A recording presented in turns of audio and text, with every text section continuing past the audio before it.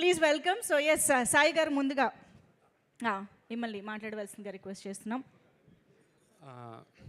ముందుగా ప్రేక్షకులందరికీ మా చాలా చాలా థ్యాంక్స్. మేము చెప్పాం ఈ సినిమా చూస్తే మీరు బాగా నవ్వుకుంటారని, అలాగే బాగా నవ్వుకుని ఇందాక వీడియో చూస్తుంటే మీ నవ్వులు కానీ అన్నీ మాకు బాగా కనపడినాయి.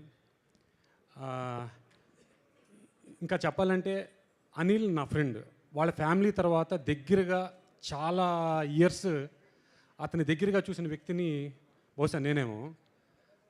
I want to say something that అనిల్ని అందరూ కామెడీ సినిమా తీస్తాడు, ఎంటర్టైన్మెంట్ సినిమా తీస్తాడు అని అంటారు. బట్ తన ఫస్ట్ సినిమా నుంచి ఇప్పుడు సినిమా దాకా ప్రతి సినిమాలోనూ ఏదో ఒక మెసేజ్ చెప్పాలి, ఏదో ఒక విలువ చెప్పాలి, అలాంటి వాటి కోసం బాగా ట్రై చేస్తాడు. ఫర్ ఎగ్జాంపుల్ చెప్తాను, పటాస్లో ఒక పోలీస్ ఆఫీసర్ తన డ్యూటీ ఎలా పెర్ఫామ్ చేయాలి, తన ఫ్యామిలీని కూడా పక్కన పెట్టి ఎలా పెర్ఫామ్ చేయాలని చెప్పాడు. సుప్రీంలో వయసుకి సంబంధం లేదు, ఒక చిన్నపిల్లాడ ఎంతోమందికి హెల్ప్ చేయాలంటే ఒక చిన్నపిల్లాడైనా పర్వాలేదు, మనం మనసుతో చేయాలని చెప్పాడు. 3 F2 రాజా ది గ్రేట్, ఒక ఏబుల్డ్ పర్సన్స్ ఏబుల్డ్ పర్సన్ వాళ్ళు ఎంత స్ట్రాంగ్గా లైఫ్ మనకన్నా అన్నీ కరెక్ట్గా ఉన్న వాళ్ళకన్నా వాళ్ళు ఎలా గట్టిగా ఉంటారు లైఫ్లో, వాళ్ళ వల్ల మనం ఏం నేర్చుకోవాలి అని చెప్పాడు. తర్వాత F2 ఒక మొగుడు పిల్లల మధ్య అనుబంధం ఎలా ఉంటుంది, ఈ మధ్య ఎలా ఉంది, ఎలా ఉండాలి అని బాగా చెప్పాడు. నాకు తెలిసి F2కి ఎక్స్ట్రాడినరీ సక్సెస్ కారణం కూడా సెకండ్ హాఫ్లో నాజర్ గారు చెప్పే సీన్. అంటే అందరూ కామెడీ కామెడీ కామెడీ అని చూస్తారు, కానీ బయటికి వెళ్ళేటప్పుడు ఈ ఎమోషన్స్ కూడా లోపల వాళ్ళ మైండ్లో ఉంటాయి.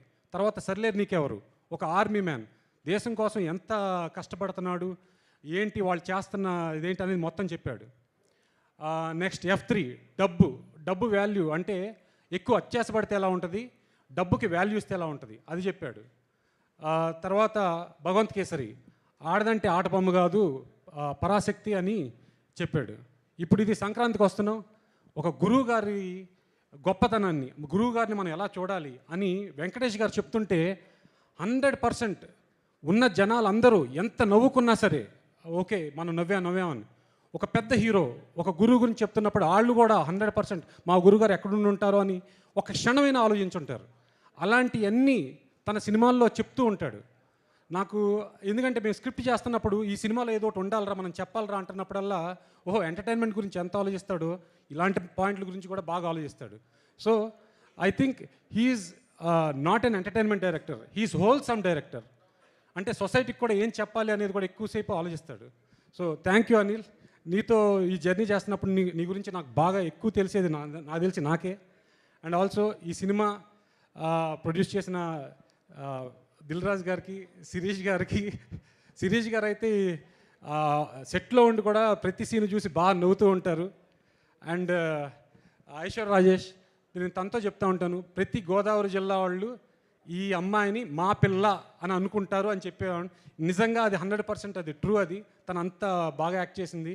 ఇంకా బుడ్డోడు, ఇంకా అతని గురించి నేను చెప్పాల్సిన అవసరం లేదు, జనాలు బాగా చెప్పేస్తున్నారు. అండ్ ఫైనలీ మా వెంకటేష్ గారు, ఆయనతో అనిల్ అలా 3 సినిమాలు చేశాడు, 3 సినిమాలు నేను కూడా అలాగే ట్రావెల్ చేశాను. ఆయన ఎనర్జీ కానీ ఏదైనా సరే, ఒక సినిమా అద్భుతంగా ఆడింది అంటే 100% హీరో మనకి వెనకమాల నుండి పుష్ చేయటం ఎంత గొప్పగా చేశారంటే ఈ సినిమాకి తన ఎనర్జీని అంతా ఇచ్చి ఈ సినిమాని అద్భుతంగా తీసుకొచ్చారు. Thank you sir. And finally నా పక్కన టెక్నీషియన్స్కి, రైటర్స్కి అందరికీ very very thank you, who work very hard for this movie. And thanks again finally to the audience to give us a great success. Thank you.